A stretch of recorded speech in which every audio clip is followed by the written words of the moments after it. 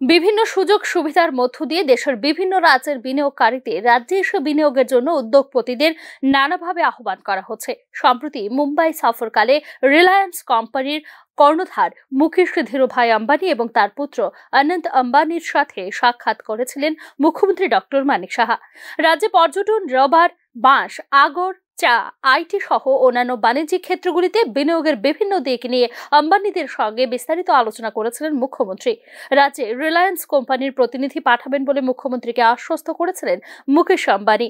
বর্তমান রাজ্য সরকার চাইছে বিভিন্ন উদ্যোগপতিদের সাথে এ ধরনের আলোচনার মধ্য দিয়ে যদি তাদেরকে রাজ্যে বিনিয়োগে আনা যায়, তাহলে একদিকে যেমন কর্মসংস্থানের সুযোগ সৃষ্টি হবে, তেমনি শিল্প বন্ধা রাজ্যে ঘটবে শিল্পের প্রসার।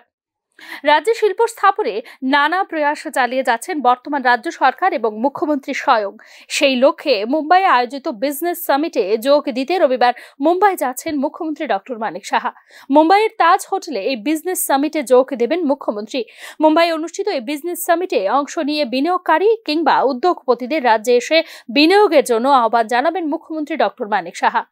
একটা সময় রাজ্যে যোগাযোগ ব্যবস্থার অপ্রতুলতার কারণে বিনিয়োগকারীরা রাজ্যে এসে বিনিয়োগ করতে চাইতো না। বর্তমানে রাজ্যে ধর্মনগর থেকে সাব্রুম পর্যন্ত চালু হয়েছে রেল যোগাযোগ। রাজ্যে সক্রিয় রয়েছে আন্তর্জাতিক মানের বিমানবন্দর। এছাড়া রয়েছে ডাবল লেনের কয়েকটি জাতীয় সড়ক। বিনিয়োগের জন্য অনুকূল পরিস্থিতি তৈরি হয়েছে রাজ্য। বিনিয়োগকারীদের কাছে এই বিষয়গুলি তুলে ধরবেন মুখ্যমন্ত্রী ডক্টর মানিক সাহা। সাব্রুমে মৈত্রী সেতু দিয়ে পণ্যবাহী গাড়ি এবং যাত্রী চলাচল শুরু হওয়ার কথা ছিল আগেই, কিন্তু বাংলাদেশের বর্তমান পরিস্থিতির কারণে তা আপাতত বন্ধ। কিন্তু সম্পর্ক উন্নয়নের মধ্য দিয়ে কিছুদিনের মধ্যেই সক্রিয় হয়ে উঠবে মৈত্রী সেতু বলে আশা করেছেন উভয় দেশের সংশ্লিষ্ট আধিকারিকরা। ফলে এই মৈত্রী সেতুকে কেন্দ্র করে সাব্রুমে যে সেজ অর্থাৎ স্পেশাল ইকোনমি জোন গড়ে উঠেছে, সেখানেও ক্ষুদ্র কিংবা মাঝারি উদ্যোগপতিদের বিনিয়োগের সম্ভাবনা রয়েছে।